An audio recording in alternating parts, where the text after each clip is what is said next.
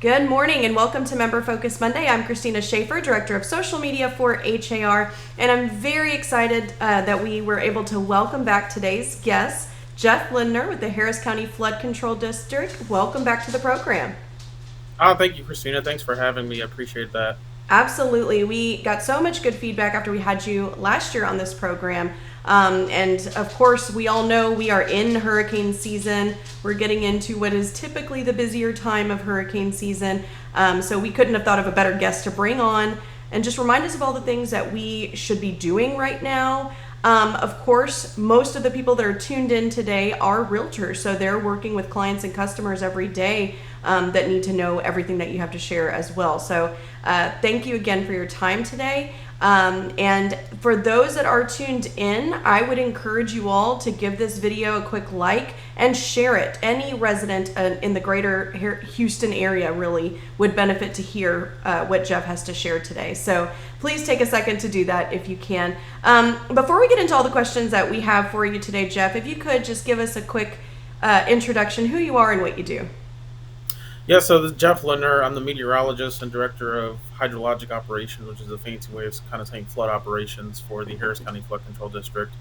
And I've been here 20 years. It was 20 years in May, and boy, have we seen some things happen in Southeast Texas over those 20 years. Had Hurricane Ike. 15 years ago this September was Hurricane Ike. Believe that? Yeah. 40 years ago this August was Hurricane Alicia. Mm. 1983, for those of you that were here for Hurricane Alicia, last major hurricane. And then, of course, the floods, all the floods, Harvey, winter storm, drought, fires back in 2011. We're dealing with the heat wave and drought right now. And so we deal with all that. I liaison with the Office of Emergency Management when we're having situations. Tomorrow we're looking like we're going to go with a burn ban for Harris County because of the drought and the fire weather conditions we're facing. And so it's always something going on. There's always something going on around here. And then my group also runs the flood warning system, which is the network of gauges that record real-time rainfall and water level information across not only Harris County but the region. So if you're out in Fort Bend County, Galveston County, up in Montgomery, over in Liberty, Waller County, all of the counties surrounding us, we also have gauges in those counties that you can monitor what's going on and make sure that how high the channels are getting, the creeks and the bayous in those areas. And if you're driving in, people drive in from Sugar Land, they drive in from Conroe, drive all the way in from Galveston to see if you're heading in an area. It may not even be raining at your location, Mm. completely sunny, and we're having flooding up in Cypress or Spring or somewhere like that. So certainly a website, we'll talk a little bit more about this when we talk about helpful links that you want to have bookmarked when things get bad. Great, thank you. And we truly appreciate the work that you do and that your office does to keep us informed and to keep everyone as safe as we can be when we have those different weather events. So getting into hurricane, preparedness here, how important is it for residents to have a hurricane preparedness plan, and what are some essentials of that plan? So to start, hurricane season runs from June 1st through November 30th. Really, here in Texas, our season is June 1st through about the second week of October. It's very rare for us to have storms beyond that second week of October. So we have to be ready the first week of June, and this is when I typically ask folks, "Well, how many of you have a plan?" Because what are we? The August the 7th. And I think in a lot of folks' head, they have an idea of what they're going to do. Those of us who have been through it before, those of us who went through Ike, which was the last hurricane we had, and we'll talk about Harvey, I'm sure, along the way, Mm-hmm. but Harvey was a flood for us. Harvey was not a hurricane. We did not have the wind damage. We did not have widespread power outages and all that. Ike was really the last hurricane we had here that produced what you think about when you think about a hurricane. The other aspect of that is I think when people think about hurricane, they think about the wind. Mm. But hurricanes have three components to them. Wind is one component. Heavy rainfall and flooding is obviously a component. And then there's also the storm surge aspect. That's the rise in the seawater near the coast. And so, depending on the storm, some of those aspects, some of those impacts could be significant and some could be lesser. So, for Harvey, we had the flooding, but we didn't necessarily have the wind or the storm surge here on the upper Texas coast. And so, you Mm-hmm. have to be paying attention of what is the impact from the storm that's coming, and not base your decisions on what has happened in the past. And Mm-hmm. that goes into your whole plan. The first thing is, where do you live? Do you live in an evacuation area? So we have evacuation areas down near the coast, from the storm surge, from that seawater flooding that can come in. When we talk about that, you're like, oh, well, I go to the beach and the water can come up to the dunes. We're talking about water that can get up to the top of the roof of homes down along the coast. And then on top of that, you have waves. And Mm-hmm. those waves can act as kind of like battering rams on the structures. And that's where you get those photos of just slabs left, or just pilings left after the storm. And so those are the areas where we have to get people out. We ask for folks to evacuate from those areas. And there's sort of this idea here in Texas. Well, if I evacuate, I've got to go to Dallas or Austin or San Antonio or Oklahoma City or Shreveport. I've got to go hundreds of miles. Mm-hmm. And really, the fact is, you just got to get out of the low areas near the coast. So, leaving San Leon, or leaving Jamaica Beach, or leaving Bolivar Peninsula, you're perfectly fine going to Katy or Cypress or Conroe or Hempstead or those areas. Yes, you're still going to have impacts there. You might lose power there, but you're out of the danger of drowning from that storm surge that comes in. Mm-hmm. And that leads to the other point of, if you're inland and if you're not in these evacuation areas, you need to shelter in place. You need to stay where you're at, because for those of us here for Hurricane Rita back in 2005, and so many people left, the freeways became overwhelmed with the amount of people trying to leave. And so we're not going to be able to evacuate the 5 or 6 million people that live in this area. We just can't Mm-hmm. physically do it. But it's important that those million or 1.5 million down on the coast get out of those areas. They're the ones in danger. The other thing to talk about when you talk about plans is, what is your plan? If you are going to leave, where are you going to go? It's a good idea if you're going to go stay with family or friends, and that's probably the best option for if it's available, Mm-hmm. to have those conversations now. The storm's always going to come at a time where they may be out of town, and your Mm-hmm. plan is, well, I was going to go stay in Lagrange with whoever, and oh, well, they're in Europe for a week. Can you get into their location? Do you have a way Mm-hmm. to access their place? These are conversations to have now. What are you going to take? Make sure you take those important documents, insurance documents, um, birth certificates, anything like that. You need to take with you anything important, Mm-hmm. pictures, stuff like that, because you don't know what the damage is going to be to your particular structure. I'd always have cash on hand. A lot of times, debit and credit may or may not work. If power outages happen, especially after the storm. And then for your kids, if you're sheltering in place, if you're leaving, you kind of need a kit for the road. And then once you get to your location, you're probably pretty good. But Mm-hmm. if you're sheltering in place, having a kit that matches you. There's a lot of places you can go. FEMA's website, the National Weather Service, local TV stations. All of these resources have great information on on the basics, if you will, to put in your kit. Can openers, cache we talked about, charged batteries for your phones and devices and all that kind of stuff. But you have to remember, the kit is for you and your family. So if you have a pet, you need to make sure you have supplies for your pet. If you have kids, make sure you have supplies for your kids, and not necessarily just the water or the food, but an event of this magnitude for folks that are younger is going to be very traumatic for them. And Mm-hmm. so trying to keep them as normal as possible with toys, um, coloring books, things like that, to keep their mind off really what's going on out there, is really beneficial. And we've learned that from a lot of lessons from other storms. And then lastly, and this is the thing we really have not been talking about much, we always talk about the before. We always Mm-hmm. talk about being prepared. And, one thing, let's just be honest, most of us are going to wait until there's that storm in the Gulf before we really start doing anything. My recommendation is, every time you go to the grocery store this time of year, pick up an extra case of water, pick up a few extra canned goods, pick up a pack of batteries, and just put it to the side, put it in a box, put it in a kit. And if it gets to October and we haven't used it, then you can use it up. But Mm-hmm. it's a good way where you don't have to go buy everything all at once. And obviously, some of those big items are going to go quick, when there's a storm in the Gulf. But the point of the aftermath, we don't talk a lot about the aftermath. And if you look at historically where we've been losing a lot of lives, in Hurricane Laura in 2020, Hurricane Ian last year in Southwest Florida, it's in the aftermath. It's hey, I've never used a chainsaw before, and you get out there and you're trying to cut up the tree that fell, and you injure yourself or you hurt yourself, or you're doing stuff that you really probably shouldn't be doing or you haven't Hmm. done, and mistakes are made and people get injured, and that's resulted in some fatalities.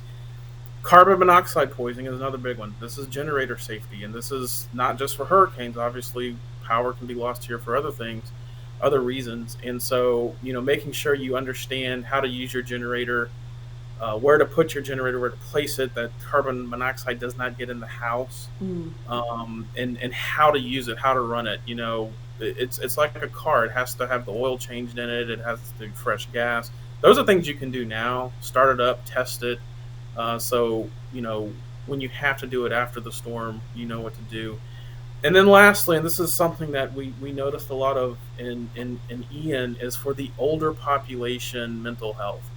And this was a challenge in Southwest Florida. It's an older population area of the United States, but a lot of the those folks did not know what to do after Ian hit. They're not great on devices and technology, and a Hmm. lot of filing insurance claims and dealing with FEMA and all that today is online. It's an online process, and they're not really familiar with it. They're not comfortable with it, and that caused a lot of issues in Southwest Florida with people. And so, if you have elderly parents or grandparents, make sure that you're helping them through the processes that they're going to need. They're probably going to need more help than most of us to Hmm. get the resources they need to get back on their feet. Absolutely. And maybe even neighbors, if there's neighbors nearby that you know are elderly, that's such great advice.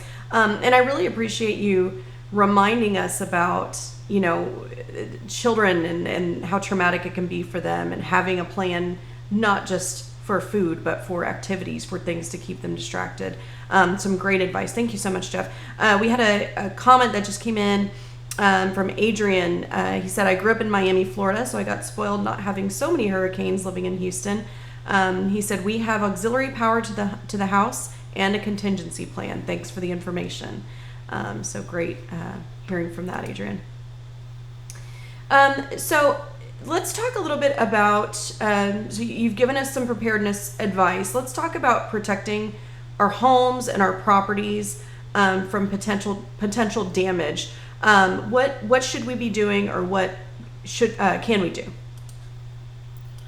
It's the typical preparation for a hurricane. There's not when your house is built, it's built. Trying to go back and retrofit, adding hurricane clips to make sure your roof is connected to your walls and your roof stays on, it can be done, but it's a challenge after the house is built. And so when you're building a house, that's a great time to go in there and make sure that you're properly connecting the roof to the walls and the walls to the floor. The builder's doing that correctly. In some areas that is code. Down along the coast, they have to do that. In most of Harris County, Fort Bend County, they don't necessarily have to do that. The Mm-hmm. builders, anyways. And so, check into that if you're building a house. The other thing is, boarding up the windows. Um, there's just kind of this old uh, tale, if you will, kind of folks tale of, you can tape the windows, right? You can put duct tape. You see the crosses of duct tape. That does nothing. If you Mm-hmm. imagine a 2x4 or a tree limb going at 100 miles an hour, it's going to go straight through that if you have tape on your window or not. Mm-hmm. And so, really, it's putting a solid object, a piece of plywood, and we recommend at least 3/4 of an inch thick, or shutters, especially down on the coast. A lot of folks have the roller shutters that you can press a button and they come down. You can certainly install shutters.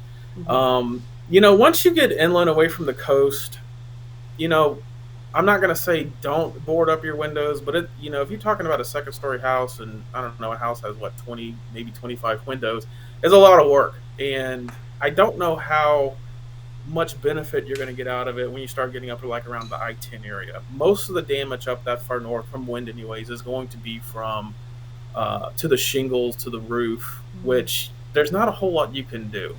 The other big thing, especially you start talking about Kingwood, Humble, Conroe, Spring. We saw this a couple weeks ago. We had the really high winds up around Intercontinental Airport.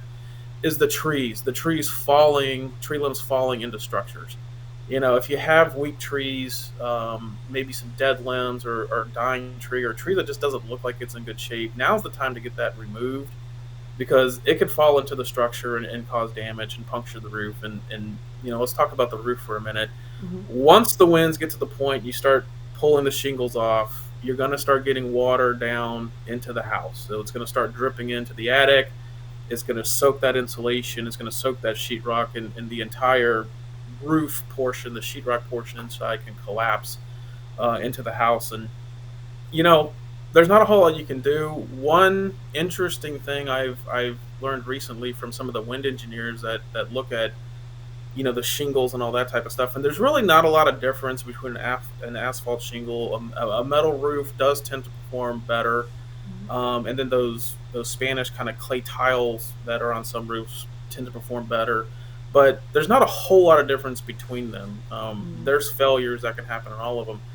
But one of the things that they've recommended, and they've done some wind study tests on it in Florida, is putting if you get your roof redone under the sheet fabric paper, the tar paper that they put on the roof. So between your plywood boards, there's small cracks where those boards go together, right? Hmm. Sealing those cracks with some, they have a term for it. It's kind of like foil tape almost, and that'll help prevent if the shingles peel off and the tar paper peels off, water from getting down in between that plywood and into your attic. Now, this will work for a while, right? Now, if this isn't meant to go hours and hours and hours and not get water inside, but it kind of adds that extra layer of protection on your roof that if you lose that outside layer, you still have some protection. The water, hopefully, you're not pouring in; it may be just dripping in. Hmm. Um, and so that's something that's relatively new. I don't know how many roofers do that, if any. You probably have to ask for it to be done. Hmm. Garage doors are another big thing. They're probably the weakest part of your house, especially if they're attached in a portion of the house. Detached is not as big of a deal, Hmm. but if they're a part of the house and those garage doors fail, and most garage doors can handle about 100, maybe 110-mile-an-hour winds directed into them. Once those garage doors fail, or you have any failure, your window blows out, or your front door blows in, or your chimney breaks off, or whatever. Anytime you have any sort of a failure, the wind begins to produce different forces on the house, and Hmm. so that's where the garage door fails and the back wall blows out, or something like that. And once you start having these failures, the wind it just tears, it eats at the structure. So we kind of prepare a lot for the wind side of it, if you Hmm. will. Preparations that should already be done when it comes to flooding, and this is for any time of year, not just a hurricane. We can have flooding around here anytime. Flood insurance is going to be your biggest thing. And if you look at just Harris County alone, only about 30% of the residents in Harris County have flood insurance. Hmm. So there's a large amount of the population that does not carry flood insurance. It takes 30 days for it to go into effect. So if you got with your insurance agent today, you're not covered until September the 7th, right now. And so a lot can happen between now and September the 7th. And so Hmm. it's really important to make sure you have that coverage. It has to be renewed every year. And no policies are written when there's a named storm in the Gulf of Mexico. So this is not something you can wait around for and try to get right before something happens. And there's a significant financial difference, if you will, between those who get paid out with flood insurance and those who get maybe some help from FEMA Hmm. if we're declared a federal disaster area, and that difference can be hundreds of thousands of dollars. So yes, it's kind of it's one of those insurance pains, but it's necessity in this area, not only because of the hurricanes, tropical storms, but because we can have flooding any time of year. And I highly recommend everybody have it, regardless if you're Hmm. in a floodplain or not. We put so much emphasis in this area on floodplains, and everybody can flood here. If we didn't learn that lesson in Harvey or any of the other storms, Tax Day or any of those other storms, Hmm. 60% of our residents that flood tend to be outside the 100-year floodplain. They're not required to have flood insurance. And that's because our street systems can become overwhelmed and you can get water in your house from the street system. It has absolutely nothing to do with the creek or the bayou. And so flood insurance is really, really important. yet only about 30% of the residents have it in this county. So Hmm. that's something, and I know y'all in the real estate industry push that, and really try to get people to purchase that to help cover them. And again, make sure you do that every year. Make sure you understand what your homeowner's policy covers, your Hmm. homeowner's insurance policy covers.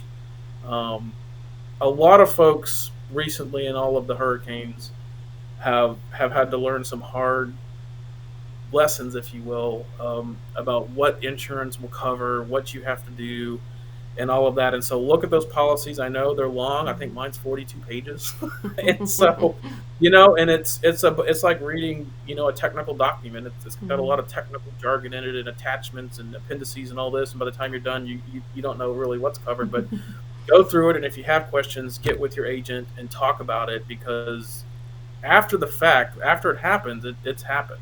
Hmm. And now's the time to go over some of that stuff every year when you have to renew, and make sure it's covering what you think it's covering. Great, great advice. And for any member that's tuned in and you're working with these clients that are purchasing new construction properties, some of the stuff that Jeff just mentioned is very helpful and I think would benefit your clients to hear. I had a question just to follow up because you were talking about. A 2x4 flying through a window or something like that, and it got me thinking about projectiles and what we tend to bring those projectiles in, and for realtors that also includes their yard signs, maybe on a property that they have listed for sale. What is there a threshold on the miles per hour of wind that we need to bring in those projectiles? What is your suggestion there? Yeah, I would definitely say anytime we're dealing with a hurricane that's 75 miles per hour or greater, you need to pull it all in. Mm-hmm.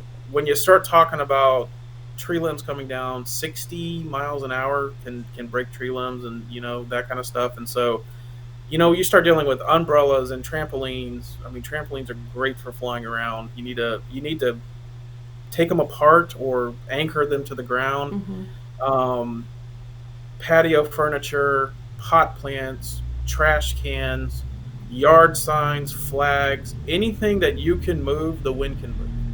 Mm-hmm. And you don't really think about it on day to day. You go out there and oh, the patio table's heavy, but you got to think the force of 100-mile-an-hour winds can produce tremendous amounts of pressure Mm-hmm. on something and move it. And so, I mean, even cars can be moved in a Category 3 or 4 hurricane. And so, if we're moving stuff like that, stuff like signs and garbage cans are going to be airborne. They're going to fly Mm-hmm. around, and so get all that stuff, put it up, put it in the garage or wherever, and as much as you can, encourage your neighbors to do the same thing, Mm-hmm. because their stuff can fly and strike your house and everything. Another thing is securing construction sites. So, like in these areas where they're having new subdivisions built, there's all kinds Mm-hmm. of projectiles laying out on these sites: 2x4s, plywood, flashing, just all kinds of stuff. And so, as best as possible, securing those sites so they don't damage the nearby homes. Okay, great. Thank you for that. So I wanted to touch on this really quick because I'm sure there are some. Are there any common misconceptions or myths about hurricane preparedness that you want to address? I don't know if there's as many misconceptions about preparedness. There's a lot of misconceptions about storms, Okay. and what storms can do. Well, we're gonna have a storm, and it's gonna be just like Harvey, or it's gonna be just like Ike or whatever, and that's really not the case at all. Every storm is different. I touched on this earlier a little bit. Every storm is different. You have to look at the impacts for the particular storm we're going to potentially be dealing with, and so we tend to make preparations based on our experiences, right? So we Mm-hmm. tend to we're gonna prepare for the next hurricane that's gonna hit us one day with Harvey in the back of our heads, because that's the last experience we've been through. And so we're gonna be preparing for flooding. I need to get my furniture up, and I flooded in Harvey, and that's probably gonna happen again. And Mm-hmm. it may not. Mm-hmm. This the next hurricane may produce 5 or 10 inches of rain, but it may have 100-mile-an-hour winds, which is a totally different scenario than Harvey. And so it's listening to the impacts that are expected from that particular storm, and making those preparations for that. Um, It's also being careful with the statistics of storms. People throw a lot of statistics out nowadays of, oh, well, we're supposed to have a hurricane every 3 years on the upper Texas coast. Some year, I mean, we can go 10 years without having a hurricane Mm-hmm. here. We did that back in the late '90s. Or we could have two hurricanes in the same year. If you look at Louisiana back in 2020, they had four hurricanes strike that state in one year. And so it just depends. And that's why we always have to be prepared. Regardless of the seasonal outlooks. And so many people are like, oh, is it going to be a busy season? If it's a quiet season, that doesn't mean we can't be hit. If Mm-hmm. it's a busy season, that doesn't mean we're going to get hit. And so always being prepared, and just understanding that that one storm could be our storm and it could cause us a lot of problems. And also, it doesn't have to be a hurricane. As we saw with Harvey, as we've seen Tropical Storm Imelda back in 19, we saw that with Tropical Storm Alice in 2001. Tropical storms can cause us a lot of problems here, especially when it comes to flooding. And it doesn't have to be, these big hurricanes with all Mm-hmm. with all the stuff that goes along with them. So there's quite a few misconceptions. Another one I hear a lot is, oh, if we get a storm surge, if we get a 20-foot storm surge, it's going to prevent the rainfall from draining. The bayous are going to be clogged up because they can't drain the water. It's not really true. Most of our area, most of Harris County, and certainly further inland than that, is well above sea level. So you're Mm-hmm. talking the medical center, that's 50 feet above sea level. Downtown Houston's about 35, 40 feet above sea level. And so if you have 20 feet of water downstream of the ship channel, you still have 20 feet Mm-hmm. between the medical center and where you reach that storm surge. So the water will continue to drain. There's still a grade, and the water will continue to drain. And so this misconception, if you will, of there's a storm surge and I'm going to flood in Jersey Village or Kingwood. Mm-hmm. It's just really not a fact that your water will continue to drain out of here. Now, where there will be some interfaces down in those coastal areas, which is where we advise people to get out of, anyways. Okay. Um, and then we already covered the window stuff, the Mm-hmm. tape. It's like opening your window for a tornado, right? That was kind of a misconception for a Yeah. long time. I got to open my window, my house is going to explode. Well, the fact is, we don't build homes airtight. They're not going to Mm-hmm. just bust open because the pressure drops. It's the impact of the debris on the structures that actually results in them failing, not because your windows didn't get opened up. Okay, very good. So, in the years since Hurricane Harvey, Houston and Harris County have worked and completed hundreds of flood mitigation projects. What effects do you expect to see as a result of those projects if we were to have another major rain event? Yeah, it's a good question. I always get the question, if we had Harvey again, what's going to happen? And the fact is, if we had Harvey again, we're going to have a lot of flooding still. Flood damage reduction projects, and that's exactly what they're meant. They reduce the risk of flooding, but they don't eliminate the flooding that can happen, because everything we build is to a certain design. If you look Mm-hmm. at the levees in New Orleans, they're built to a certain design. If you look at our flood damage risk reduction projects here, they're to a certain design, and we will have storms, and it doesn't have to be a hurricane like we talked about, that can exceed that design. And if we exceed that design, we are going to have flooding. Mm-hmm. And so that's an important thing for everybody to understand. Again, why you should have flood insurance. Mm-hmm. Um, but if we take a look at all the work's been done, and you take a look at, you widen and deepen the channels, you add stormwater detention basins to store this excess stormwater temporarily when you get heavy rains.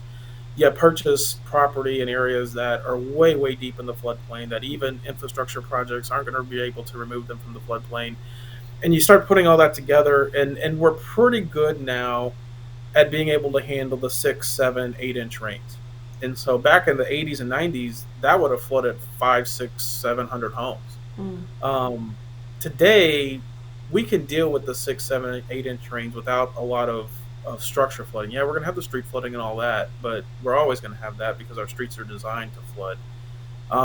But it's really, you got to get up around the 10-inch area, 10 or 12 inches now, before you start to see structure flooding. And so that is the real benefit of a lot of these infrastructure projects, Mm-hmm. is the more common rains. And we're going to get 6, 7, 8 inch rains around here all the time. And so preventing the flooding, or helping to reduce the flood risk from those rains. Now, when you start talking 20, 30 inches of rain, your tax days, your Harveys, your Imeldas, Mm-hmm. you're still going to have some issues. If you just think how much water that is, we don't have the ability to store that amount of water, and our capacities in our channels, our creeks and bayous, to drain that amount of water is Mm-hmm. going to be exceeded. And so we're still going to have flooding when we get these really, really big rains, especially if it's in a short period of time. Tax day, we Mm-hmm. had, oh, what was it, 20, almost 2 feet of rain in 12 hours. I mean, Mm-hmm. that's a tremendous amount of water. And somebody, there's always this, oh, well, it's development and it's development, but there's policies in place to prevent that flooding of downstream residents because of development. And I'll give you an example on tax day. This the epicenter of tax day. The 24 inches was out over Pattison. This is Southern Waller County, north of Brookshire. There's not back in 2016. There wasn't a lot out there. It was mainly open farm field areas, and we went out there and we were doing high water marks after that, and the water was about neck deep, Wow. flowing across these fields. And so there's no development out there. This isn't concrete areas that are running off water. This is just it rained 2 feet in a 12-hour period over open farmland, and there was nowhere for the water to go. If you Mm-hmm. think about if you take a water hose and spray it on your ground outside your house and you keep doing it, the water eventually is not going into the ground anymore because it just can't. You're putting too much water onto it too Mm-hmm. fast, and so it runs off. And that's a lot of times what happens around here with these big rains. If we start getting 4, 5, 6 inches in an hour, there's just no way it's going to soak into the ground. It all converts to runoff. And so those are some of the things to think about, and to really understand where we are with our flood damage reduction projects, Mm-hmm. and also to understand that if we were to bring 100-year flood protection to Harris County, that's bringing that 100-year floodplain inside the channel. You're talking about 45, $50 billion Mm. to do that. And Wow. so it's a big infrastructure effort, obviously, and obviously locally, we're not going to be able to do something of that magnitude. You would have to have funding and help from the federal level. Okay. Thank you. So, climate change and excessive heat are causing seawater temperatures to rise to some of the highest levels on record. What effect could that have on hurricane season? Yeah, it's a good point, and let's talk a little bit about the seawater temperature. I'm sure Mm-hmm. some of you heard the story. I don't know, a week or so ago. I think the water temperature south of the Everglades was 101 or 102. It's a little misleading. That area of southern Florida is very shallow. The water's only 3, 4, 5 feet deep down there. It's full of marsh and seaweed type stuff, very dark, and Mm. so the sun absorbs that seaweed, absorbs that heat, and so there's huge fluctuations in those tide gauges, and temperatures down there in South Florida. So the entire Gulf of Mexico is not 100 degrees. If you look at the mid Gulf buoys out there in much deeper water, they're running 84, 85 degrees, which is about normal. It's a little bit above normal for this time of year. Mm-hmm. And then other portions of the Gulf are running, in the mid or upper 80s. Every year, the Gulf is always going to be bathwater this time of year. The question is, how does that relate to tropical storms and hurricanes? Mm-hmm. Not only is the Gulf warm, but the Caribbean's warm and the Atlantic is warm, and that tends to support tropical storm and hurricane development. And then if something gets going, it tends to make it stronger. And so that's kind of the fear this year is the water temperatures are warm, they're above average. That would tend to favor increasing numbers of storms and then the potential for stronger storms. But at the same time, we have El Nino in the eastern Pacific off the coast of South America, and that tends to produce wind shear across portions of the Atlantic basin, which if you have wind shear, storms can't really get going. And so we have these competing factors. And one thing I'll say, like I just said, the Gulf tends to be bathwater every year. If you Mm-hmm. go down to the beach, you got to go down to Galveston. You know that. Mm-hmm. Every August or September, that water is warm, but we don't get big hurricanes in the Gulf every year. And so there's other factors besides water temperatures that play into this. And if those other factors are competing against the water temperatures, dry air, wind shear in the mid and upper levels, and storms can't get going, the water can be hot, Mm-hmm. but those other factors have to be lined up. And I think this year, this is going to be a year where I think we're going to see a lot of that wind shear and stuff like that. But there could be periods, 5 or 10 days, where everything lines up. And if you get a wave or a tropical system in the right place at the right time, it could really go and feed off of those very warm water temperatures. And so there's definitely some concern there, Mm-hmm. to see how we can get through the next couple of months. And if, what's going to win out? Is the shear going to win out? Dry air is going to win out? Or these very warm water temperatures going to let something really go if everything lines up? And so this is why you have to be ready. Mm-hmm. Things can happen quickly in the Gulf, 60% of our tropical storms and hurricanes, or I'm sorry, 75% of our tropical storms and hurricanes form and hit the coast in 60 hours. Mm. So they're not your Ikes and your Ritas that you see coming for 5 6 days. They form in the Gulf of Mexico and they strike the coast very quickly. And so that is why you have to be ready this time of year. You have to pay attention, and have those plans ready that we've talked about. Yeah, great. Thank you. Thank you for those reminders, and for clearing up that, the conflicting weather, and what that might do, or the heat and the wind and what that might do. Obviously, staying informed is one of the best things that we can do. Where can residents go to get the most up-to-date information? Yeah, this is my favorite topic. And so, with social media nowadays, there's a lot of social meteorologists out there, right? And there's a lot of posting of bad things that are always going to happen 2 weeks from now. And my question is, how many of those actually happen? Hmm. Most of the time, it doesn't happen. And so, be very careful of where you're getting your information. I'm not going to sit here and say, well, don't go look at models, because the first thing you're going to do is go look at the models. Just understand, when it comes time to make decisions, when it comes time to make financial decisions, to make, am I going to leave decisions, Hmm. base that information on trusted sources. That's your National Weather Service, the National Hurricane Center for their forecast. There is no model that beats the National Hurricane Center. Their forecasts are always the best of anybody. And so, if you're using that information, the National Weather Service, of what the impacts are going to be, you're going to be in good shape. Of course, you have your local resources, with your local governments, your Ready Harris and Harris County. You have the same sort of resources in Fort Bend, Galveston, Brazoria County, with their local Office of Emergency Managements. That is where you're going to be hearing about the evacuation information. You can find maps there with those evacuation zones, information about shelters, or locations where there may be shelters, locations where there'll be distribution of food and water and stuff like that. Hmm. And so those are really important resources. And then lastly, for flooding, the Harris County Flood Control District's flood warning system. Again, that's that network of gauges we have out there. That's a great resource to have, not only during a hurricane, but also Hmm. any time of the year when you want to look at that information. So make sure you're following trusted sources. Look at the model data. That's great and wonderful. Just understand, models change. They're run 4 times a day. They can have very different solutions. One can have a hurricane going into Brownsville. The next run, it can have a hurricane going into Miami. And Hmm. so, just understanding the limitations of that, and when it comes to decision time, basing that off of the Hurricane Center's forecast track.